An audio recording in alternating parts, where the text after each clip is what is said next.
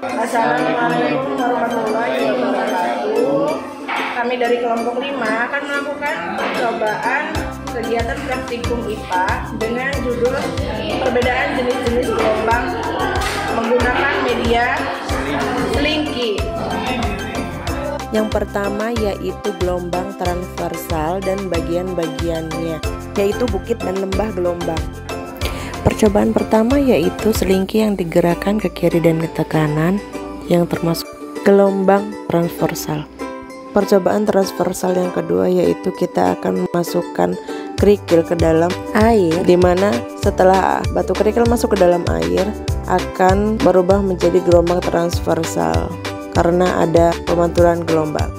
Selanjutnya yaitu gelombang longitudinal, di mana getaran dan arah rambatannya sejajar atau sama dengan perambatan gelombang.